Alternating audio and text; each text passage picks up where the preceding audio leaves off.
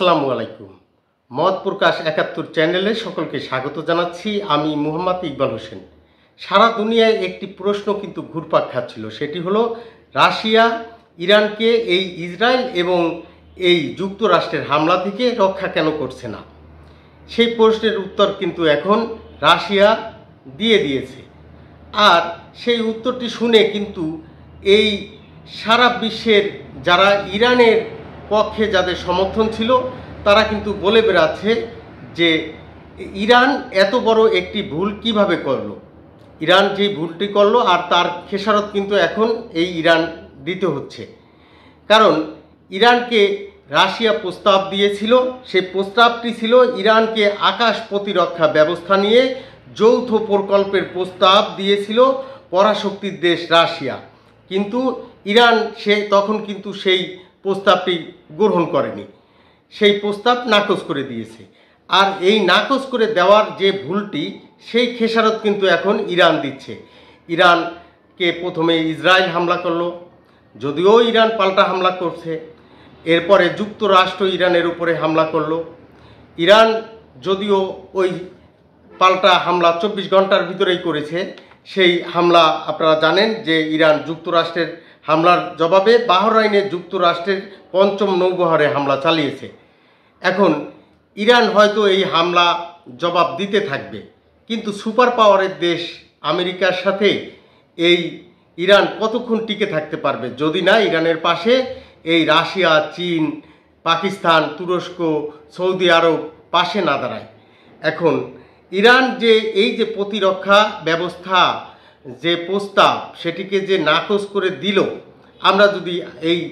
আমরা আমাদের সাধারণত এই যে যদি গ্রামের যে একদম ছোট রাজনীতি, গ্রাম্য দলাদলি, সেইখান থেকে একদম বিশ্ব রাজনীতির দিকে তাকাই, তাহলে যতক্ষণ পর্যন্ত না তুমি বড় শক্তিশালী, ততক্ষণ পর্যন্ত তোমাকে নিরাপদে থাকতে হলে বড় শক্তিশালীর আশ্রয়ে থাকতে হবে।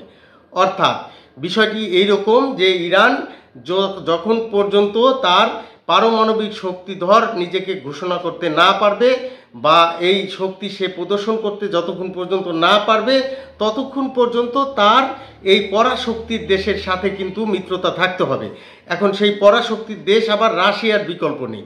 রাশিয়ার সাথে যদি ইরানের সেই মিত্রতা থাকতো, আর যদি রাশিয়ার সাথে ইরান এই যে আকাশ প্রতিরক্ষার যে চুক্তি সেটি করে ফেলতো, তাহলে কিন্তু দেখা গেছে যে রাশিয়া ইরানের আকাশকে তারা শেল্টার দিচ্ছে বা সেভ করছে। তখন কিন্তু এই সুপার পাওয়ারের দেশ আমেরিকা, ইসরায়েল তখন কিন্তু ইরানের উপরে হামলা করতে ১০ বার ভেবে দেখত। কিন্তু ইরান তখন কি করলো, সেটি কিন্তু ইরান নাকচ করে দিল। আর ইরানের এই যে ভুল, এই ভুলটির কারণেই কিন্তু ইরান এখন সেই খেসারত দিচ্ছে। মূলত আমরা হয়তো দেখছি যে ইরান তার শক্তি প্রদর্শন করছে। এখন সেই শক্তি প্রদর্শন করে সুপার পাওয়ার দেশ যে আমেরিকার সাথে যুদ্ধে বিজয় অর্জন করার সক্ষমতা কি ইরানের এখনো পর্যন্ত হয়েছে, সেটি যদি আমরা দেখি, সেই সামরিক শক্তি কি ইরানের সেটি আছে, তখন কিন্তু সারা বিশ্বের যারা এই বিষয়টি বুঝেন তারা কিন্তু আমার সাথে একমত হবেন। আর সেই মতটি হলো যে না, ইরান এখনও যুক্তরাষ্ট্রের সাথে সেই যুদ্ধ করে বিজয়ী হওয়ার জায়গায় সেই সক্ষমতা অর্জন করতে পারেনি।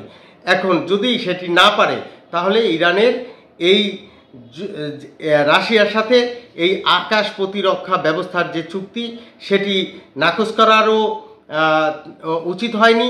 আবার সেই সুযোগ যদি ইরানের পক্ষে এখন থেকে থাকে সেই আকাশ প্রতিরক্ষার ব্যবস্থার চুক্তি করার, সেটিও কিন্তু এখন করাটা ইরানের জন্য জরুরি। অন্যদিকে যেটি আমরা বুঝতে পারি যে ইসরায়েল এবং যে এই যে যুক্তরাষ্ট্র, তারা একটি দেশের যুদ্ধ, সেই দেশের সাথে নানান কিছু ঘটিয়ে তারা আবার আরেকটি দেশের দিকে নজর দেয়। এখন এইভাবে কিন্তু তাদের যে শিকার, সেটি যদি যারা যারা হতে না চাইবে, সেই দেশগুলো স্বাভাবিক কারণেই কিন্তু এখন জোট প্রয়োজন, একত্র হওয়া প্রয়োজন, একে অপরের বিপদে এগিয়ে আসা প্রয়োজন।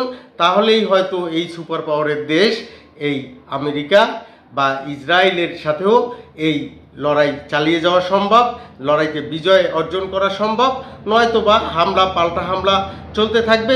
শেষে যেরকম আমরা দেখেছি অন্য অন্য দেশে যে আমেরিকা যুদ্ধ করেছে, তখনও কিন্তু আমরা এরকমই দেখেছি, হামলা পাল্টা হামলা, কিন্তু শেষে ওই আমেরিকা বিজয় অর্জন করেছে, এমনটিও আমরা দেখেছি।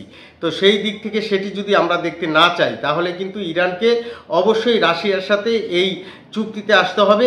আবার এই রাশিয়া সহ যারা অন্যান্য মিত্র দেশ আছে ইরানের, তাদের কিন্তু এই ইরানের এই বিপদের সময় এগিয়ে আসতে হবে। তাহলেই হয়তো এই যে ইসরায়েল এবং এই যুক্তরাষ্ট্রের যে হামলা চলছে, সেই হামলা থেকে তারা পিছু হটতে বাধ্য হবে। আর তখনই কিন্তু আবার ইরানের বিজয় হবে, বিজয় হবে ইরানের মিত্রদেরও। সবাই ভালো থাকবেন। আসসালামু আলাইকুম।